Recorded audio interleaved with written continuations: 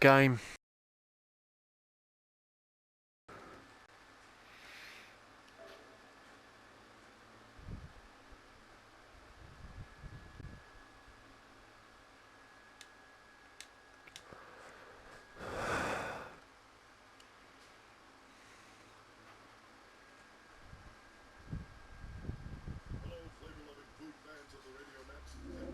Yeah.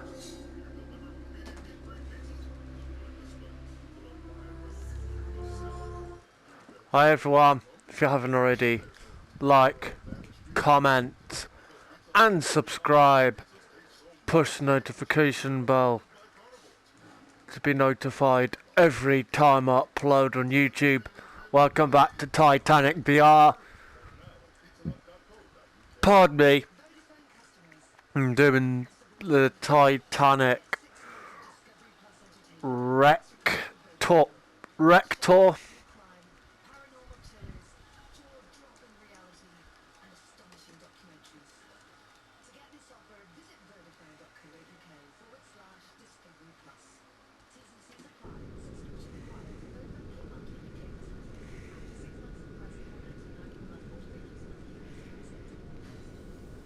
Welcome to the Titanic VR guided tour. We are currently 3.8 kilometres below the surface of the North Atlantic and 100 metres east of the bow. This submersible is on autopilot. However, you can adjust your spotlight using the far left lever. Please keep your arms and legs inside the vehicle at all times. I'll provide you with information about locations as we pass them, so please sit back, relax and enjoy the ride. Oh wow.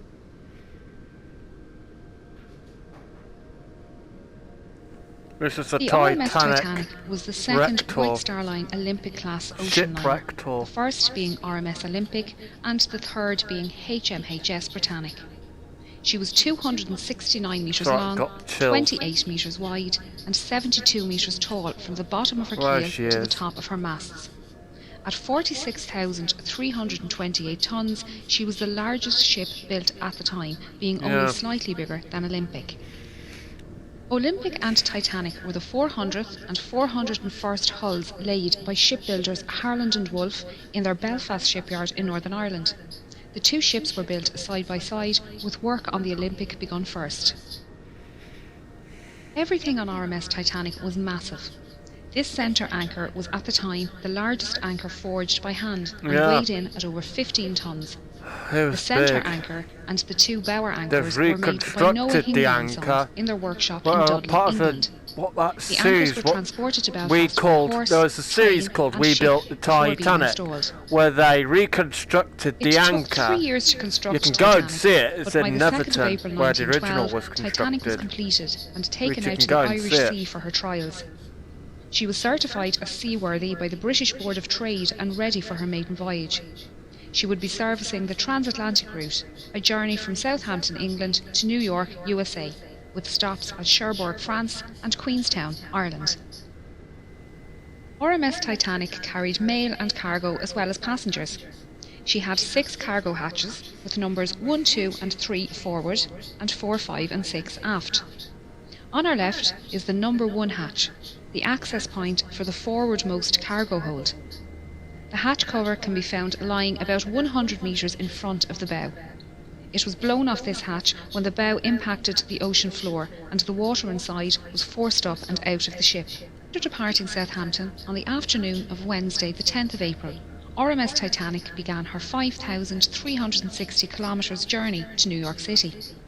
She was due to arrive in the early hours of Wednesday the 17th of April, but with calm ocean conditions and good weather, it was possible she could arrive early on Tuesday evening instead. The night of the 14th of April was moonless and a light fog was developing on the horizon. Titanic's captain Edward Smith had received a number of ice warnings during the day and had changed their course so they were further south to avoid the affected areas. The captain retired to bed and First Officer William Murdoch took charge of the bridge as officer of the watch. Titanic steamed ahead through the night while lookouts Frederick Fleet and Reginald Lee searched the horizon for small ice. They were standing here in the crow's nest when at 11:40 p.m. Fleet spotted an iceberg directly ahead. He rang the warning bell 3 times to indicate an It's a bit obstacle okay ahead to drop and above phoned the the head. bridge. Murdoch gave the order, hard a starboard, and the ship turned to port, but it was too late. Titanic struck the iceberg on her starboard side. The impact buckled hull plates and sheared rivets, revealing her 6 compartments to the ocean. You can see here the remains of the crow's nest platform and the mounting bracket for the bell above the access hole. The bell and telephone can be found lying in the debris field. The lookouts would climb up a ladder on the inside of this mast to reach the crow's nest. Both Lee and Fleet didn't believe Titanic had struck the iceberg hard and thought it was just a close shave. They didn't realise the seriousness of the situation until they arrived on the boat deck and were ordered into lifeboats.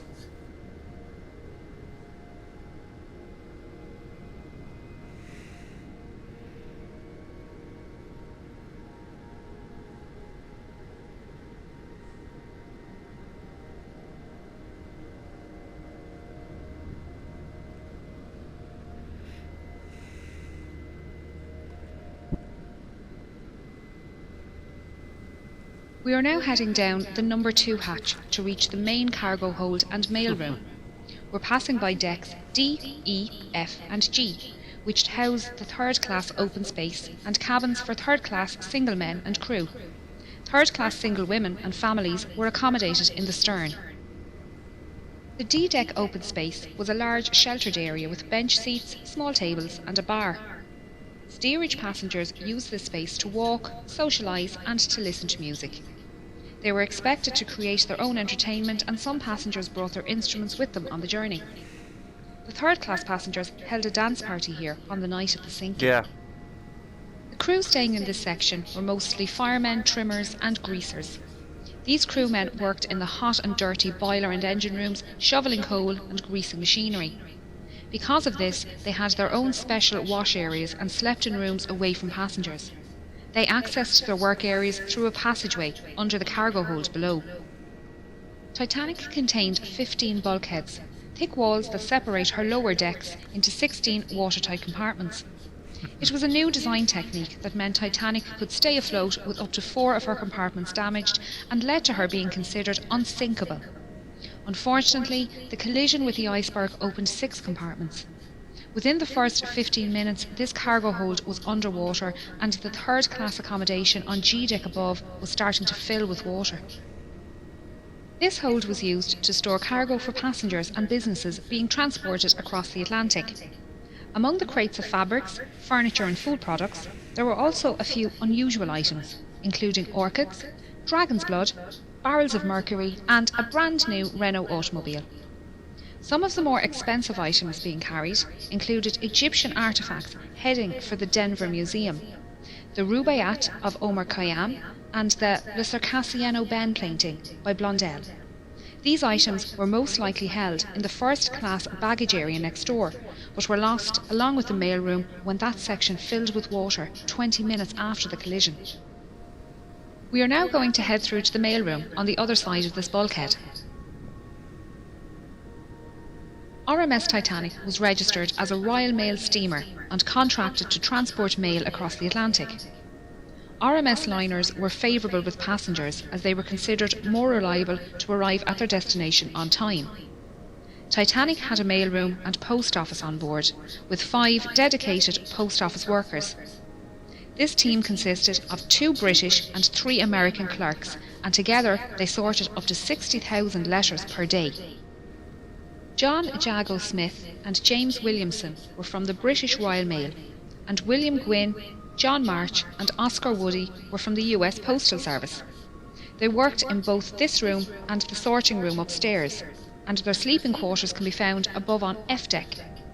There were roughly 200 bags of registered mail and 3,500 standard mail bags on board, meaning a total of roughly 7 million pieces of mail and 700 parcels were lost in the sinking. The iceberg damage ran directly across the starboard side of this room, leading to this space flooding early in the night. The 5 clerks worked tirelessly to try and save the mail and managed to carry 200 mail bags up these stairs to the sorting room. Only a few minutes later, the water had reached this level and they moved what they could to D deck. Their final movements aren't known and sadly, all 5 male clerks died in the sinking. Oh, it's a shame.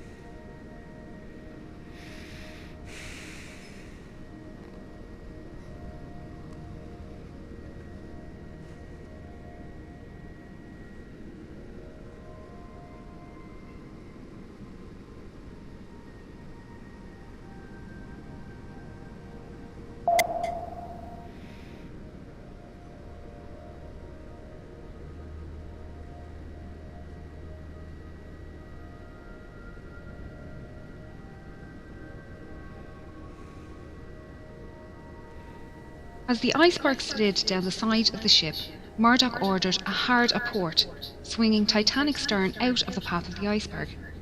He also closed the watertight doors, isolating the flooding to those damaged compartments. The forward 3 hatches, along with the peak tank and boiler rooms 5 and 6, were breached. The openings were long and thin, where the iron plating had separated and exposed a total area of little over 1 metre squared. After the collision, RMS Titanic stopped and almost immediately took a starboard list.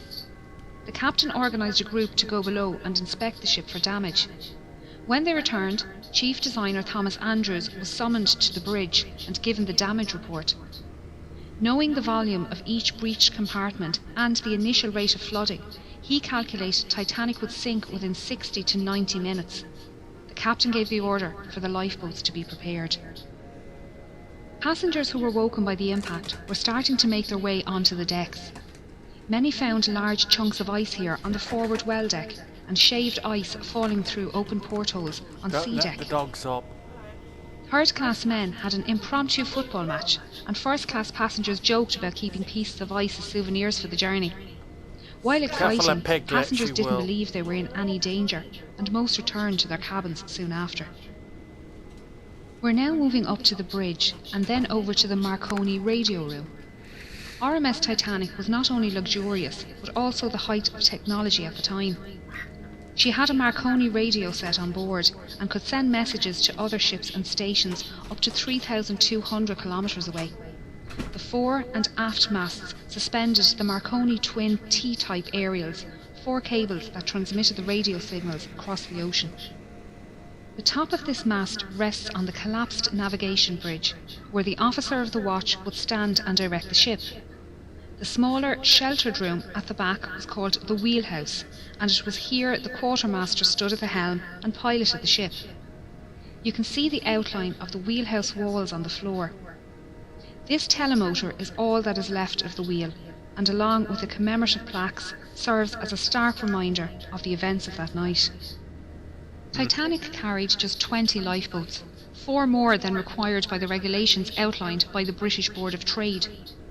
There were 14 regular wooden lifeboats, 2 smaller cutters and 4 Engelhart collapsible boats. The total capacity of these lifeboats was only 1,178 people, far less than the total on board. This fact must have weighed heavily on the captain's mind, as he specified the boats to be filled with women and children first. Many passengers refused to board lifeboats, believing they would be safer on board Titanic. Just over an hour after the collision, the first lifeboat left the sinking ship. By 2 a.m, only her 4 collapsible lifeboats remained unlaunched. This is davit number 1, the only davit remaining in a standing position on the wreck. It was used by First Officer Murdoch to lower Lifeboat 1 and Collapsible C, and was in the process of lowering Collapsible A when the bridge suddenly ducked under the water at 2:15 a.m. The officers, crew and passengers alike were washed from the decks by the resulting wave, and the lifeboat floated away upright and empty.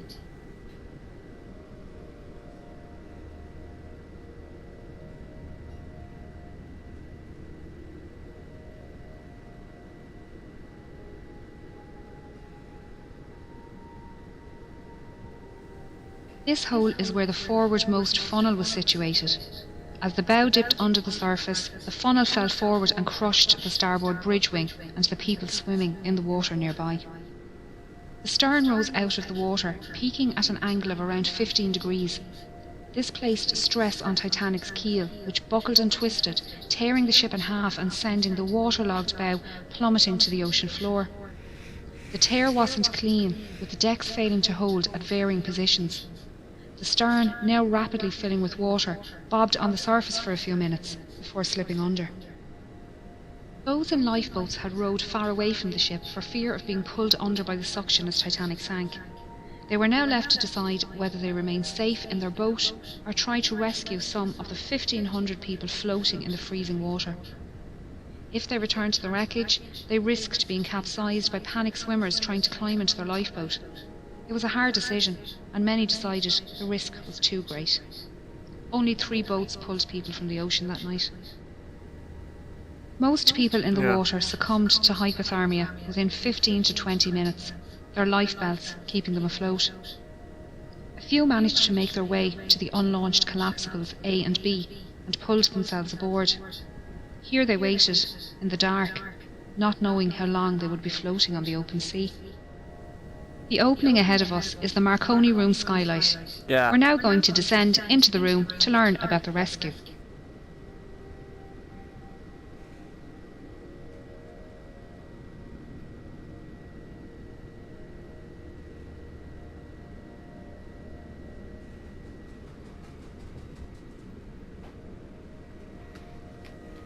Throughout the night, senior operator Jack Phillips worked the 5 kilowatt Marconi wireless radio set to send out distress signals using both the old CQD and new SOS call codes.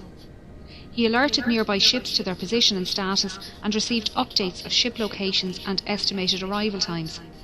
Junior operator Harold Bride took these updates to Captain Smith and passed the captain's responses back to Phillips for transmission.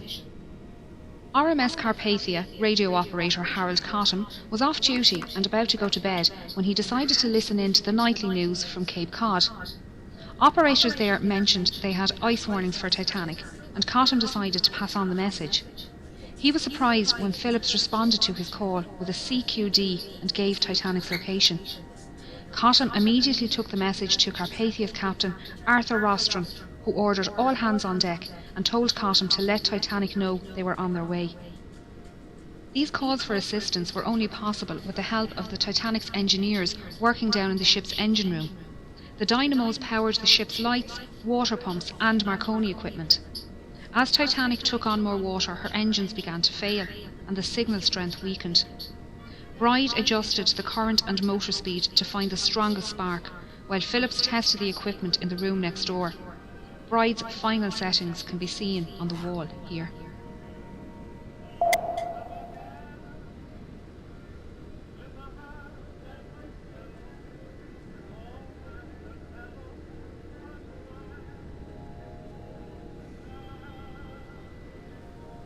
When water reached the boat deck, the operators left their station, with Bride heading towards the port bow and Phillips to the starboard stern.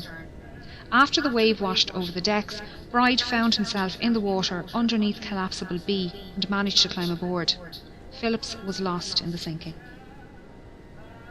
RMS Titanic was carrying an estimated 2,208 passengers and crew, with only 712 surviving the disaster.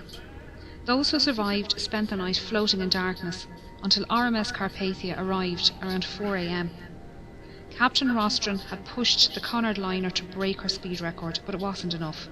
Titanic had sunk before Carpathia arrived, and they found 20 lifeboats at Titanic's location. Unfortunately, the exact number of victims is unknown, as there were many last-minute ticket purchases and cancellations, and the documentation was lost along with the ship. Of the 1,317 known passengers, over half were travelling third class, or steerage as it was called. These passengers couldn't access the boat deck without entering second class or crew areas, meaning many were unaware how to get to the lifeboats and escape the sinking. Passengers from different classes were strictly separated and not allowed to visit each other's areas. This was mainly for health and immigration reasons, as all third-class passengers emigrating to the United States were taken to Ellis Island for a health check and processing before being allowed to enter the mainland. The US government was concerned about diseases entering the country, and all ships transporting people to the United States had to adhere to the segregation laws. First and second class passengers had no issues making their way to the boat deck, as staircases provided both classes direct access. This forward grand staircase is one of the most iconic spaces within the ship, and linked the floors accessible to first class from the boat deck through to F deck. Each deck contained stylised cabins, common spaces and state-of-the-art facilities.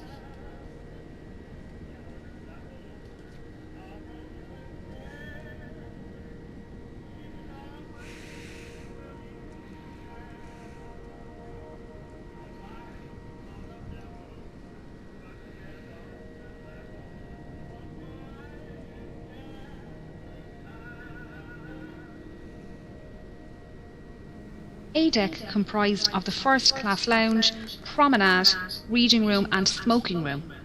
The first class smoking room contained the only functional fireplace on the ship. All cabins and other passenger areas of the ship contained either false fireplaces or electric heaters. B deck included the 2 millionaire suites, the largest suites on the ship, both with private promenades.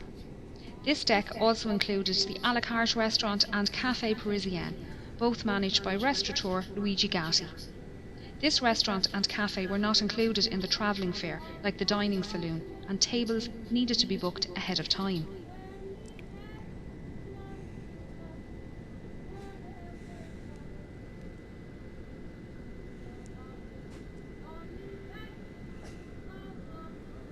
C deck was known as the shelter deck and contained first-class accommodation along with a first-class barber shop, inquiry office and purser's office.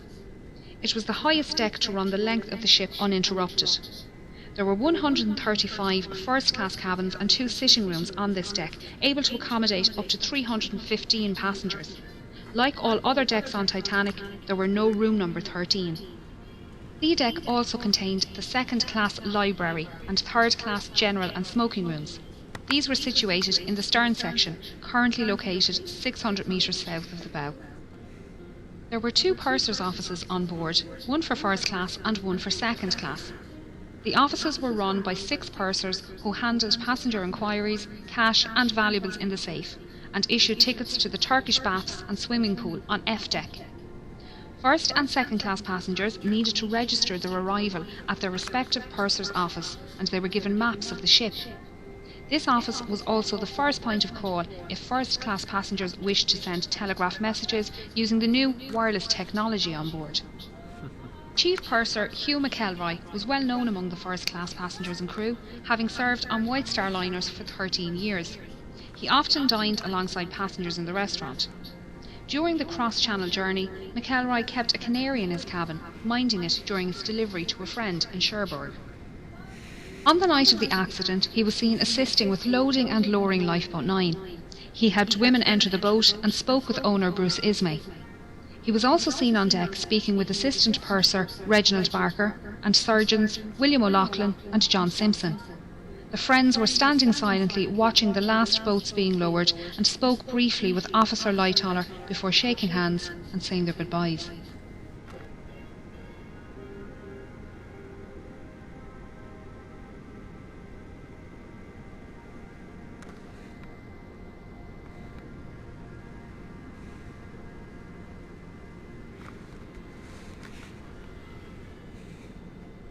The sitting room, one of the most recognisable on board Titanic, was part of a parlour suite occupied by the Strausses. It was decorated in the Regency style with mahogany furniture and gilt panels. It was the only room on board in this style, and you can still see the golden clock sitting on the mantelpiece, surrounded by debris. The bedroom next door also contained mahogany furniture, this time contrasting with the white gilt panelling and decorated in the Empire style. Isidore Strauss was one of the owners of Macy's department store, and he and his wife Ida were returning home to the United States after visiting Europe for the winter. Their adult son Jesse was travelling with his young family from New York towards Europe on board the liner SS America, and their ships crossed paths in the afternoon of the 14th of April.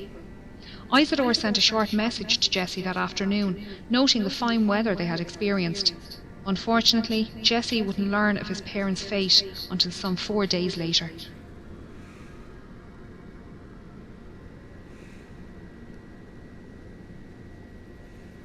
The elderly couple were woken by the slight bump as Titanic struck the iceberg and made their way up onto the deck after waking their maid and valet.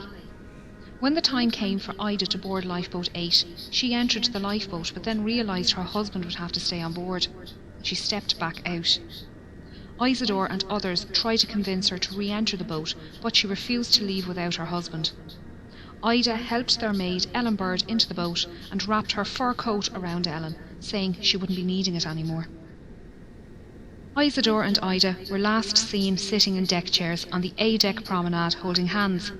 Isidore's body was recovered from the ocean, but Ida's was never found.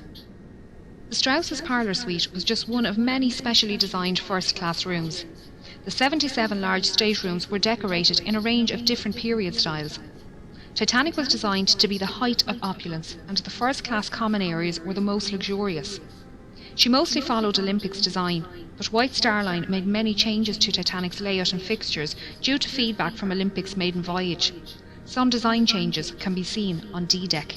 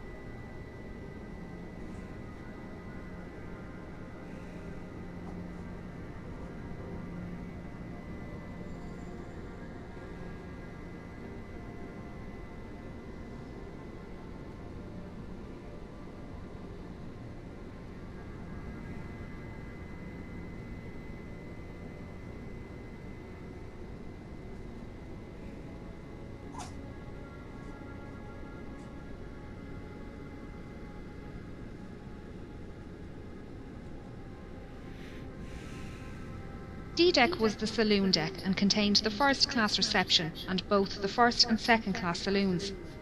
This was also the highest deck to accommodate all three classes. This reception room was possibly the most utilised first-class space on the ship. It extends the full width of the ship and was decorated Jacobean style with raised ceilings, white carved panelling and dark green carpet. The arched windows on the sides allowed natural light in during the day and were lit at night by electric lights hidden behind the glass. White wicker furniture with green cushions and potted palms completed the look, keeping the space open.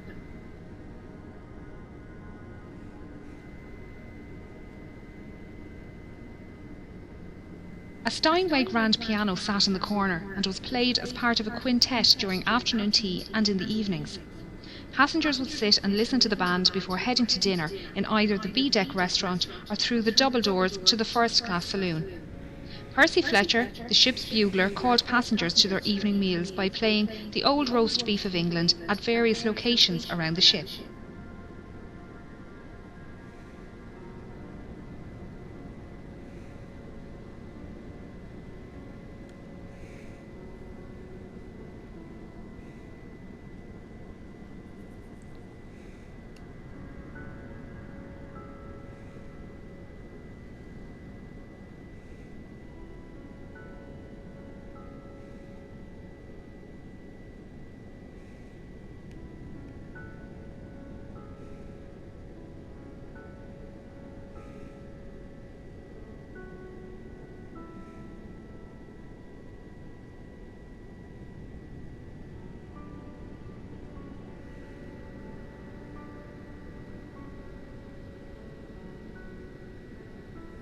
First-class passengers boarded and departed the ship via the gangway doors on either side of this room, or by the gangway doors directly above on B-deck.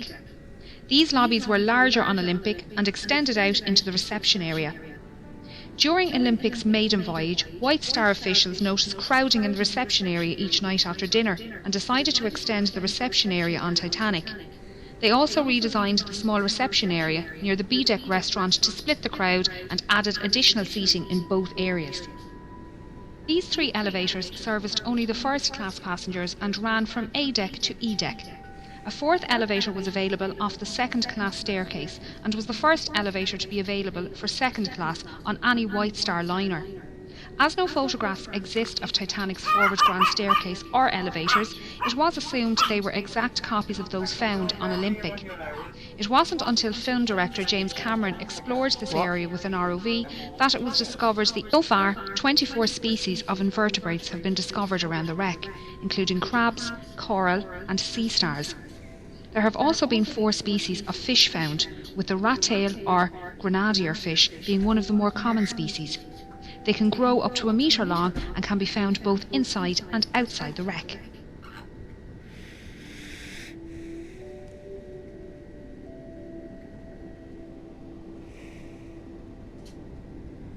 E-deck was also known as the upper deck and provided accommodation for first, second and third class passengers as well as most of the crew.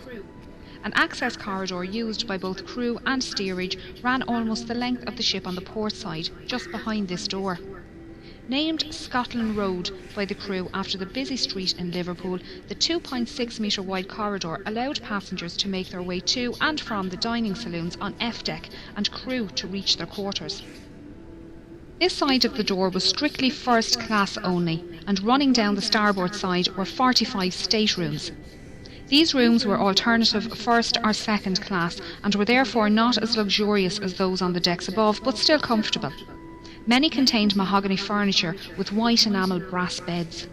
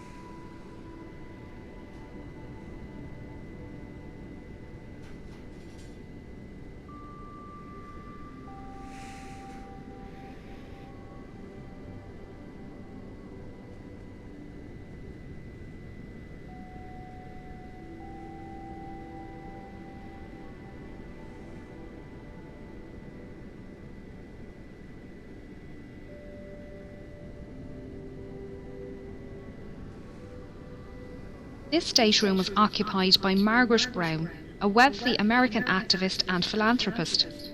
She was heavily involved in workers' and women's rights and campaigned to support those less fortunate both before and after the accident. Margaret was holidaying in Egypt with friends when she received a message that her eldest grandson was seriously sick at home in the United States. She booked the earliest ship from Cherbourg back to New York, the RMS Titanic.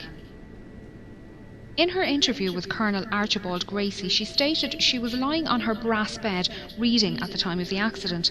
She felt the bump, but didn't think much of it and kept reading. It wasn't until she heard men talking about heading up on deck that she decided to find out what happened. One of the men told her to grab her lifebelt and head up onto the boat deck with them.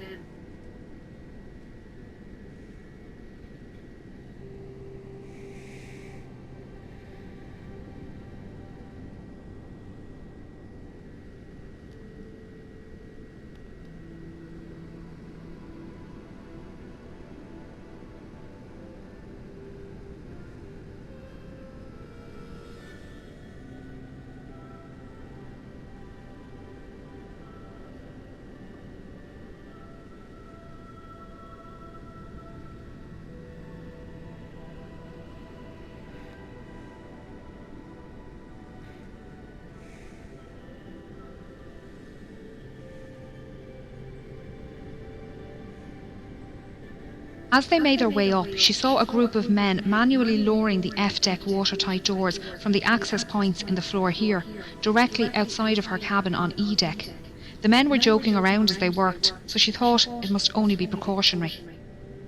Margaret helped women board lifeboats on the port side of the ship before being persuaded to join Lifeboat 6. She noticed her lifeboat was lacking rowers and organised people to take an oar. She tried to convince the passengers of her lifeboat to head back to the wreck and save those swimming, but was met with opposition from the quartermaster in charge. Once on board RMS Carpathia, she organised a 9-member survivors committee who raised compensation funds for second and third class passengers and paid for passenger telegraph messages. The committee raised over $10,000 in the 4 days' travel to New York, the equivalent of $234,000 in today's money. Margaret, along with 2 other first-class women, organised daily counselling sessions held in the dining saloon, and her fluency in French, German, Italian and Russian helped her console non-English speaking passengers. Margaret's efforts to help others on board both Titanic and Carpathia earned her respect, as did the determination of Carpathia's Captain Rostron. At a ceremony in New York, Titanic survivors presented Captain Rostron with a silver cup and golden medal to thank him for coming to their rescue and for the hospitality shown to them on board Carpathia.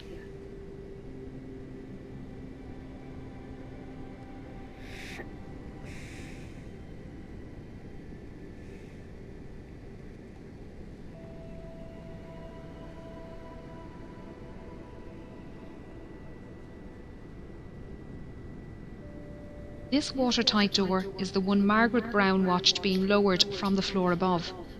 On the other side of the door is the swimming bath and the linen storage rooms. Their state is unknown, although this area flooded around an hour after the accident and is expected to be in good condition due to the lack of water movement here. As we can see, the Turkish baths are well preserved. This was the cooling room, and first-class passengers would relax here after using the temperate, hot and steam rooms just off the side door. Passengers would change into towels using the change rooms in the starboard corner and store any valuables in the cabinet next to the vestibule. The passenger would then make their way down to the temperate room, where they would sit or lay in the heat for 10 to 15 minutes. Here they would start to sweat before moving into the adjoining hot room.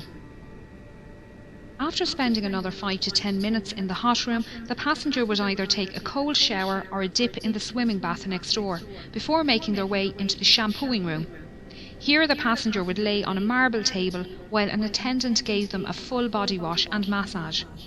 Once dry and wrapped in clean towels, the passenger would make their way back to the cooling room, where they would relax until their body returned to the normal temperature. The Turkish baths is one of the best preserved areas on the ship, with most of the tiles, ceiling lanterns and wooden panelling still in place. The deep location within the wreck leaves it protected from destructive currents, although there is still sea life down here. The rust icicles, or rusticles, hanging from the ceiling are created by iron-eating bacteria. They come in different shapes and are incredibly fragile, disintegrating when touched. Along with the bacteria, fungi, shells, sand, clay and coal can be found within the rusticles. Scientists have been collecting samples to determine the different strains of bacteria living on the ship, and their research has been used to preserve oil and gas pipelines and safely dispose of old ships and oil rigs.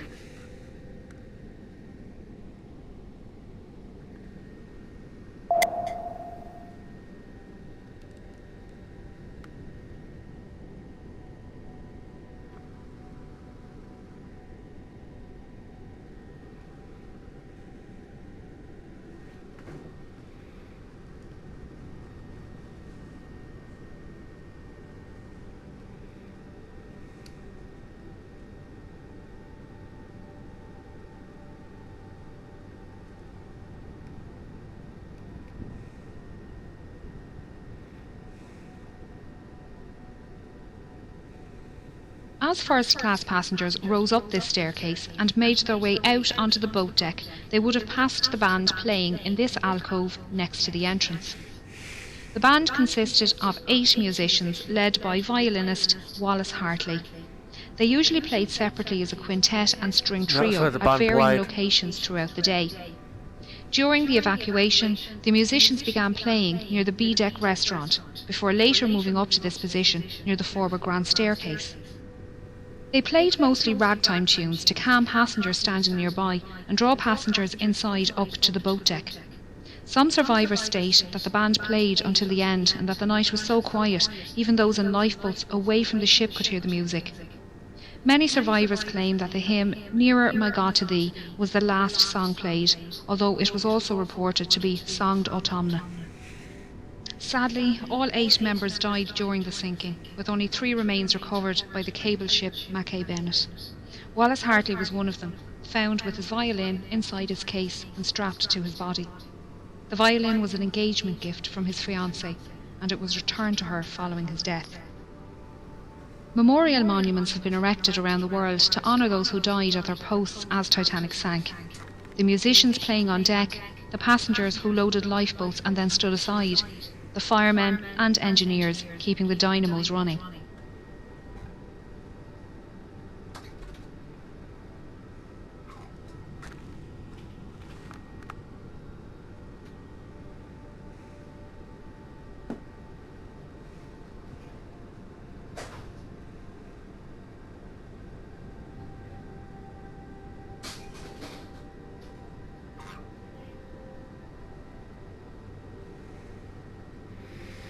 The boilers standing here are part of Boiler Room 2 and were running until the end, powering the dynamos in the stern. A skeleton crew remained in the electrical engine room, redirecting power and keeping the lights on. This is the point where the keel failed and the massive ship began to tear itself apart. As so much of the ship between the bow and stern sections is scattered in the debris field, it's difficult to piece together the last moments of Titanic. Even those watching it happen couldn't agree, with the inquiries held in both the United States and England producing contradicting accounts.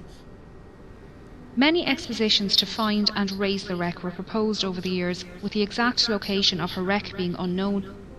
Titanic's coordinates sent out in distress on the night of the accident had been incorrect.